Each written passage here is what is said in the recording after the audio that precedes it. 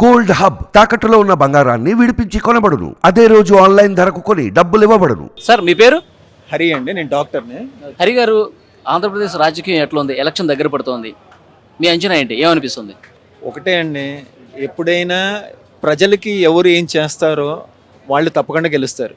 అంటే ఎంతసేపటికి నువ్వేం చేస్తున్నావు, నువ్వు అది చేసావు ఇది చేసావు అనుకునే బదులు ఒక రాజకీయ నాయకుడు నేనేం చేస్తాను మీకు అనేది చేసి చూపిస్తా అనేది ఇంపార్టెంట్. ఇంకోటి ఏంటంటే ఎంతసేపు మనము ప్రజలకి ఇప్పుడు ఉపయోగమైనప్పటి లాంగ్ టర్మ్లో ఉపయోగమైన పని చేయాలండి. అంటే ఇవాళ నేను ఏదో పథకాలు ఇస్తాను, నేను ఇది చేసేస్తాను, పెన్షన్ ఇచ్చేస్తాను, మీకు రుణమాఫీ చేస్తాను, అట్లా కాదు. అంటే వాళ్ళకి డెవలప్మెంట్గా ఎదిగేటట్లు చేయాలి. అంటే వాళ్ళని ఫస్ట్ ఎడ్యుకేషన్, తర్వాత హెల్త్, ఆరోగ్యం మీద, వీటి మీద కాన్సన్ట్రేట్ చేస్తే వాళ్ళ పిల్లలు కూడా బాగా చదువుకొని ఉద్యోగాలు చేసుకుంటా వాళ్ళ ఫ్యామిలీని చూసుకునే అవకాశం చాలా బాగుంటుంది. అంటే జగన్ గారు సంక్షేమ పథకాల వల్ల ఎలాంటి యూజ్ లేదంటారా? అవన్నీ వేస్ట్ అండి. అంటే ఇవాళ నేనేదో ఒక నెలకు ఒక 2,000 ఇస్తున్నాను, అది ఏం చేస్తున్నారు వాళ్ళు తాగేసేసి మళ్ళీ వాళ్ళకే ఇస్తున్నారు మొత్తం. అక్కడ ఏ సిస్టము సరిగ్గా లేదండి అక్కడ ఆంధ్రాలో. అందుకే ప్రజలు చాలా ఇబ్బంది పడుతున్నారు. అంటే నాకు తెలిసిన వాళ్ళే చాలా ఇబ్బంది పడుతున్నారు ఆంధ్రాలో. వాళ్ళు ఎప్పుడు ఈ ప్రభుత్వం పోయిద్దా అని వాళ్ళు ఎదురు చూస్తున్నారు. అంటే మీ ఫ్రెండ్స్ కావచ్చు, మీ రిలేటివ్స్ కావచ్చు ఉన్నారండి? ఉన్నారండి, నా ఫ్రెండ్స్. రెగ్యులర్గా మీరు మాట్లాడుతూ ఉంటారు కదా, ఏం చెప్తున్నారు సార్ వాళ్ళు? ఆంధ్ర సిచ్యువేషన్ వర్స్ట్గా ఉందండి. అంటే it is going to become a second Bihar అన్నట్లు ఉందండి అక్కడ ఆంధ్ర పరిస్థితి. అంత వర్స్ట్గా ఉంది. వాళ్ళు ఇప్పుడు ప్రభుత్వం మారిద్దని ఎదురు చూస్తున్నారు. నాకు తెలిసిన వాళ్ళు అయితే మొత్తం అందరూ ఎవరైనా సరే. అంటే ఇర్రెస్పెక్ట్ మెయిన్ దేని వల్ల ఇబ్బందులు ఎదుర్కొంటున్నారు వాళ్ళు? ఇబ్బంది అంటే అదేనండి, ఎక్కడ డెవలప్మెంట్ లేదు, ఇంతవరకు ఒక క్యాపిటల్ అనేది లేదు. వాళ్ళు ఏదో నడుస్తుంది, ఏదో నడిపిస్తున్నారు, రోడ్స్ బాగాలేదు, సిస్టమ్ బాగాలేదు, ఎక్కడ అంటే ఒక గ్రోత్ అనేది లేదండి అక్కడ. ఒక డెవలప్మెంట్ గ్రోత్ అనేది లేదు. ఒక ఏమైనా కంపెనీ వచ్చిందో చెప్పండి, ఏమీ రాలేదు ఇప్పటి వరకు. సో ఏ విధంగా గ్రోత్ ఉంటుంది? అతనేమో 3 క్యాపిటల్ అంటాడు. అసలు ఒక క్యాపిటల్కి ఆడ దిక్కు లేకపోతే నువ్వు 3 క్యాపిటల్ ఎట్లా నడిపిస్తావు నువ్వు? అంటే ఇప్పుడు వైసీపీ నాయకులు చెప్తున్నారు సార్, అంటే క్యాపిటల్కి రెగ్యులర్గా జనాలు వచ్చిపోయేది చాలా తక్కువ, వాళ్ళకి ఏం న్యాయం జరుగుతుంది, వాళ్ళకి ఏం సంక్షేమ పథకం అవుతుంది, ప్రభుత్వం నుంచి వాళ్ళకి ఎలాంటి లబ్ధి కలుగుతుంది, ఇది మాత్రమే చూస్తారు తప్ప రాజధాని నగరానికి వచ్చి అక్కడ సచివాలయానికి వచ్చి వాళ్ళకి రెగ్యులర్గా వాళ్ళకి పనే ఉండదు కదా. ప్రధానికి క్యాపిటల్ అంటున్నారు, కింది స్థాయిలో ఉన్న ప్రజలకు దాని అవసరమే లేదు అంటున్నారు వైసీపీ వాళ్ళు. ఏమంటారు? అది టోటల్లీ రాంగ్ అండి. ఇప్పుడు రాజధాని అంటే ఇప్పుడు మనకి హైదరాబాద్ ఉందండి. హైదరాబాద్ ఎందుకు ఇంత గ్రోత్ అయింది? రాజధాని మరి ఇక్కడ గత ప్రభుత్వం ఎందుకు అంత పెద్ద సెక్రటేరియట్ కట్టించారు? ఇక్కడ అంత ఖర్చు పెట్టి, అంత వేల కోట్లు ఖర్చు పెట్టి ఎందుకంత సెక్రటేరియట్ కట్టించారు? ఒక రాజ్యాంగం అనే పద్ధతిలో కంపల్సరీ ఒక క్యాపిటల్ అనేది చాలా ఇంపార్టెంట్. ఎవరో ఒకళ్ళు తిరుగుతూనే ఉంటారు. ఇక్కడి నుంచే కదా నడిచేది, క్యాపిటల్ నుంచి కదా నడిచేది. సో నువ్వు క్యాపిటల్ లేకుండా ఎట్లా నడిపిస్తావు? నాకు అది ఎంతసేపటికి నువ్వు పథకాల మీద ఉంటావు, వాళ్ళకి అది ఇస్తే ఆ డబ్బులు కూడా నువ్వు ఎక్కడి నుంచి ఇస్తున్నావు? నీ వల్ల మిడిల్ క్లాస్ వాళ్ళు ఎఫెక్ట్ అవుతున్నారు. నువ్వేమన్నావు? నువ్వు నేను మందు సారాయి అన్నీ తీసేస్తానన్నావు, మద్య నిషేధం చేస్తా అన్నావు. ఎక్కడ చేసినావు నువ్వు లిటరల్గా నువ్వు మొన్నటి వరకు నువ్వు క్యాషే కలెక్ట్ చేసావు. చివరికి నువ్వు ఎవరి దగ్గర కనీసం కార్డ్స్, యూపీఐ పేమెంట్ కూడా లేదు, అందరి దగ్గర క్యాషే కలెక్ట్ చేస్తున్నాను. ఆ మందు కూడా అంతా దొరికేది నువ్వు తయారు చేసిన మందే. పోనీ వాళ్ళకి ఇష్టమైన మందు అంటే అది కాదు. సో దానివల్ల ఎంతమంది ప్రజలు దెబ్బతింటున్నారు, ఎట్లయిపోతుంది? నిన్ను ఎవరన్నా ఒక మాట అంటే నువ్వు వాళ్ళని లిటరల్గా వాళ్ళని టార్చర్ చేసి కేసులు పెట్టి ఇట్లా చేపిస్తున్నావు ప్రతి ఒక్కళ్ళని. అదేమన్నా నడిపించే పద్ధతి రాజ్యాంగం కాదు కదా. ఇది డెమోక్రసీ అని ఎట్లా అంటారు? ఏపీలో అసలు డెమోక్రసీ అనేది లేదండి. మీరు ఇంతకుముందు రాజధాని గురించి మాట్లాడినప్పుడు విశాఖని రాజధానిగా చేస్తున్నామని చెప్పేసి అన్నారు. ఇక ప్రతి సందర్భంలో కూడా చాలాసార్లు చెప్పారు జగన్ గారు, విశాఖనిచ్చే పరిపాలన అందిస్తున్నాము ఈ దసరాకు, ఈ ఉగాదికు అని చెప్తానే ఉన్నారు. సో ఈ ఎలక్షన్స్ తర్వాత అయితే మళ్ళీ నేనే ముఖ్యమంత్రి అవుతాను, విశాఖలోనే ప్రమాణ స్వీకారం చేస్తా అన్నారు. ఏమంటారు విశాఖ రాజధాని గురించి?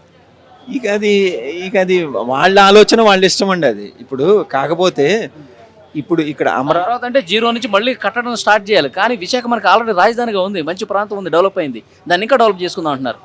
అవునండి, ఆల్రెడీ ఇక్కడ నీకు రైతులందరూ దాదాపు 33,000 ఎకరాలు ఇచ్చారు. నీకు రైతులందరూ ఇచ్చేసేసి ఎదురు చూస్తున్నారు. ఆ రోజు మన ప్రధానమంత్రి మోడీ గారు కూడా అక్కడ శంకుస్థాపన చేశారు. నువ్వు ఇవాళ మరి మోడీ గారిని ఎదిరించి నువ్వు అక్కడ పెడుతున్నావు అంటే అది ఎంత తప్పు మరి? అమరావతి రాజధాని కట్టాలంటే 1,00,000 కోట్లు ఖర్చు పెట్టాలి. ఇప్పుడు మనకి రాజధాని లేని నగరం, మనకు అంత రెవెన్యూ లేనటువంటి రాష్ట్రంగా ఉంది. సో ఖర్చులు తగ్గించుకోవాలి కదా. ఖర్చు తగ్గించుకోవాలంటే నువ్వెట్లా డిసైడ్ చేస్తావు? అది ఆల్రెడీ ఇక్కడ శంకుస్థాపన చేశారు. ఇప్పుడు ఈ స్టేట్లన్నీ ఏంటంటే పిల్లల్లాగా, సెంట్రల్ ఏంటి నీకు ఒక తండ్రిలాగా. మరి ఆయనే తండ్రి వచ్చి నీకు శంకుస్థాపన చేసినప్పుడు నీ ఓన్ డెసిషన్ పిల్లోడి నువ్వు ఎట్లా చేస్తావు? నువ్వు ఇష్టం వచ్చిన చోటు నువ్వు ఎట్లా పెడతావు? అంటే నువ్వేదో అక్కడ నీకేదో ఒక మాఫియా లాగా ఉందని చెప్పి వైజాగ్ నువ్వు అక్కడ పెట్టుకుంటా పోతుంటే అది ఏ విధంగా డెవలప్ అయింది? ఇవాళ నువ్వు అక్కడ మొన్న ఎన్నో లక్షల కోట్లు నీకు హీరోయిన్ దొరికింది అక్కడ. అది దొరికినప్పుడు దాని గురించి అసలు ఏమన్నా జరుగుతున్నావు నువ్వు? అది ఎవరిది ఏంటి అనేది నువ్వు ఏమైనా ఇన్వెస్టిగేషన్ ఏమైనా చేస్తున్నావు? అసలు దాన్ని సిబిఐకి అప్పగించాలి దాన్ని. ఇట్స్ నాట్ ఎ జోక్ అండి. దానివల్ల రాష్ట్రం మొత్తం నాశనం అయిపోయింది అనే యువత స్పాల్ అయిపోయింది. ఎన్ని లక్షల కోట్లు అండి అది గంజాయి. సిబిఐ పట్టుకుంది సార్, సిబిఐ ఇన్వెస్టిగేషన్ జరుగుతుంది. అది జరిగి అసలు నువ్వేం చేస్తున్నావు? నువ్వు దాని గురించి ఏమైనా మాట్లాడుతున్నావు? నువ్వేమైనా చేస్తున్నావు నువ్వు దాని గురించి? అదేమన్నా చిన్న పని అది? దాన్ని సార్ ఇప్పుడు రాష్ట్రం మొత్తం కూడా ప్రభుత్వం మీద కొంత వ్యతిరేక భావంతోనే ఉందంటారా ప్రస్తుతం మూడు చూస్తుంటే మీకు అనిపిస్తుంది? రాష్ట్రం మొత్తం వ్యతిరేకంగా ఉందండి. చివరికి పథకాలు తీసుకునే వాళ్ళు కూడా వ్యతిరేకంగానే ఉన్నారు. ఎందుకంటే ఈ పథకాల వల్ల వాళ్ళ కుటుంబానికి పెద్ద ఏమీ లేదు. అది ఒక 2-3 రోజులు ఏమన్నా పనికొస్తాయో కానీ ₹1 ₹2 నీకు లాంగ్ టర్మ్ డెవలప్మెంట్ లాగా నీకు అది కాదు, పథకాలు కాదు కావాల్సింది. ఏ కంట్రీలో పథకాలు ఉన్నాయండి? ఇప్పుడు అమెరికాలో, యూరోప్లో పథకాలు ఉన్నాయా? లేవు కదా. మరి ఆ కంట్రీలు ఎందుకంత డెవలప్ అయింది? సింగపూర్ ఇవన్నీ, యూరోప్ ఇవన్నీ. మరి నువ్వేంది చండాలంగా పథకాలు పెట్టి ఇదేదో చేస్తున్నా అంటావు నువ్వు? పథకాలు పెట్టడం అసలు మంచిది కాదంటారా? పథకాలు కాదండి, నువ్వు కావాల్సింది డెవలప్మెంట్ చూపెట్టు. నువ్వు కొన్ని ఇండస్ట్రీస్ తెచ్చి ఉద్యోగాలు ఇప్పించు, ఆరోగ్యాన్ని చూడు, ఎడ్యుకేషన్ చూడు. ఇది ఇంపార్టెంట్. నీకు లిటరసీ రేట్ ఎంత తక్కువ ఉంది ఇప్పుడు? 72% ఉంది ఆంధ్రాది. తెలంగాణ 77% ఉంది. మరి నీకు కేరళ ఎంత ఉంది? నీకు 99% ఉంది. మరి ఏం చేస్తున్నావు నువ్వు ఎంతసేపటికి నీ స్వార్థం కోసం నువ్వు చూసుకుంటున్నావు తప్పితే నువ్వు డెవలప్మెంట్ అనేది ఎక్కడ చూస్తున్నావు నువ్వు? డాక్టర్ గారు ఫైనల్గా చెప్పండి, కూటమిదే విజయం అంటారు. నేను అట్లా అంటలేదు. కూటమి విజయము జగన్ గారి మీద పూర్తి వ్యతిరేకత ఉన్నారంటే ఇక ఆటోమేటిక్గా కూటమే కదా గెలుపు. ఇప్పుడు ఒక చిన్న ఎగ్జాంపుల్ అండి.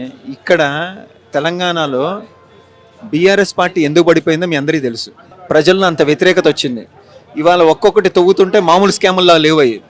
అసలు ప్రీవియస్ సీఎంని వాళ్ళ ఫ్యామిలీని మొత్తం అరెస్ట్ చేసే సిచ్యువేషన్ వచ్చింది ఇవాళ. మరి వాళ్ళు ఒకే రకంగా చేస్తున్నారు. వీళ్ళు ఇక్కడ ఇన్ని లక్షల కోట్లు అప్పులు చేసి పెట్టారు, వాడక్కడ అన్ని లక్షల కోట్లు అప్పు చేసి పెట్టినారు. మరి ఇదంతా ఏంటి? ఇదంతా అసలు ఏం జరుగుతుంది? డెవలప్మెంట్ అనేది ఎక్కడుంది? ఇక్కడేమో వడ్డిచ్చిన ఇస్త్రాకి ఈయనకిస్తే ఈయన మొత్తం నాశనం చేసి పడేసాడు. అక్కడేమో వాడికేమో అసలు ఏమీ ఒక నాలెడ్జ్ అనేది లేకుండా, సిస్టమ్ అనేది లేకుండా ఇష్టం వచ్చినట్లు వాళ్ళు చేస్తున్నారు. అంటే ఒక పద్ధతి అనేది ఉండాలండి డెవలప్మెంట్. ఈ కూటమి గెలిచిద్దా వాళ్ళు గెలుస్తారనేది కాదండి. నువ్వేం చేస్తున్నావు అనేది ఇంపార్టెంట్. ఎప్పుడైనా నువ్వు ప్రజలకి ఏం న్యాయం చేస్తున్నావు, వాళ్ళ డెవలప్మెంట్ ఏం చేస్తున్నావు, యువతకి ఏం చేస్తున్నావు, ఉద్యోగాలు ఇప్పిస్తున్నావా, ఏమైనా కంపెనీస్ ఏమైనా తెప్పించావా? ఏం కంపెనీస్ తెప్పించినావు నువ్వు? ఒకటి చూపెట్టు నువ్వు తెప్పించిన కంపెనీస్. ఒక మంచి ప్రాజెక్ట్ ఒకటి చూపెట్టు. పోలవరం ప్రాజెక్ట్ నువ్వు కంప్లీట్ చేసావు, చేస్తా అని. ఆ రోజు అనిల్ యాదవ్ ఏమన్నాడు అక్కడ? నెల్లూరు మినిస్టర్ అప్పుడు ఏమన్నాడు? అసెంబ్లీలో ఇష్టం వచ్చినట్టు మాట్లాడు, నేను అది చేస్తా ఇది చేస్తా మీకేం తెలిసి అయిపోయింది అన్నాడు. మరి ఏమైపోగొట్టినావు నువ్వు? నీ మినిస్టర్లే చక్కగా ఏ పని చేయట్లేదు. నువ్వు దాని మీద ఇంట్రెస్ట్ చూసి ఏం చేస్తున్నావు? ఓకే, అన్నింటిలో కూడా జగన్ గారి ప్రభుత్వం విఫలమైంది, ఈసారి ఓటమి తప్పదు అని చెప్తున్నారు. సో చూద్దాం, ఇక May 11 పోలింగ్ ఉంటుంది కాబట్టి ఎవరికి అధికారం ప్రజలు కట్టబెడతారో చూద్దాం సార్. ఎక్కడైనా అండి ప్రజలు ఆలోచించే ఓటేస్తారండి. ఏంటంటే వాళ్ళు లాంగ్ టర్మ్ చూస్తారు వాళ్ళు. ఎందుకంటే అది కుటుంబాలు తరతరాలకు ఉపయోగపడాలా. ఇవాళ ఒక్క రోజుకి నాకు 60-70 ఏళ్ళు నాకేదో పెన్షన్ వచ్చిందని కాదు. వాళ్ళ పిల్లలు, వాళ్ళ ముందు తరాలు అందరికి ఉపయోగపడే పనులు చేస్తేనే నువ్వు నిలిచిపోతావు. చూద్దాం సార్. Thank you sir. మీ పేరు? ప్రభాకర్ గారు, ఆంధ్రప్రదేశ్లో రాజకీయం ఎలా ఉంది? ఎవరి వైపు ప్రజలు ఈసారి ఉండబోతున్నారని మీరు అనుకుంటున్నారు? నేను అనుకోవడం కదండి, majority of the public their opinion is this time alliance government will come. TDP, Janasena, BJP కూటమి.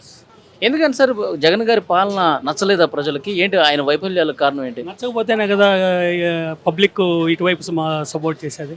అంటే మీకు అనిపించింది ఏంటి? అంటే ఈ పాయింట్ ఆఫ్ వ్యూలో ఫెయిల్ అయ్యాడు జగన్ అని ఎట్లా చెప్తారు? ఏ పాయింట్ ఆఫ్ వ్యూలో పాస్ అయ్యాడు అనేది అక్కడ మనం అడగాలన్నమాట. ఏ పాయింట్ ఆఫ్ వ్యూలో ఫెయిల్ అయ్యనేది కాదు, ఏ పాయింట్ ఆఫ్ వ్యూలో పాస్ అయ్యాడు అడగాలి. ఉద్యోగాలు రాలేదనా, లేకపోతే రాజధాని నిర్మాణం లేదనా, పోలవరం కట్టలేదనా? You take it anything. Capital మీరు అన్నారు 3 క్యాపిటల్లు మంచిది కదా అన్నారు. The other way you are saying that public క్యాపిటల్కి రావాల్సిన అవసరం ఏముంది అన్నారు. అటువంటిప్పుడు 3 క్యాపిటల్స్ ఎందుకు? ఒక క్యాపిటల్ చాలు కదా. అంటే capital there is no use, క్యాపిటల్కే అవసరం లేదన్నప్పుడు ఇంకా 3 క్యాపిటల్స్ అనేది ఎందుకు first of all. And second thing, before elections నువ్వు ఏం ప్రామిస్ చేస్తున్నావు పబ్లిక్కి? అమరావతినే క్యాపిటల్గా ఉంచుతాను అమరావతి క్యాపిటల్ ఉంచుతాను, నేను ఇక్కడే ఇల్లు కట్టుకున్నాను, నాకన్నా ఒక అంటే వాట్ యు కాల్ నాకున్నటువంటి చిత్తశుద్ధి ఇంకెవరికి లేదు అని చెప్పావు. ఏమైంది ఆ చిత్తశుద్ధి? పోలవరం నేను కట్టి పూర్తి చేస్తాను అన్నావు. ఈవెన్ 1 ఇంచ్ కూడా లేదు, 1 ఇంచ్ కూడా కదలలేదు. Okay thank you.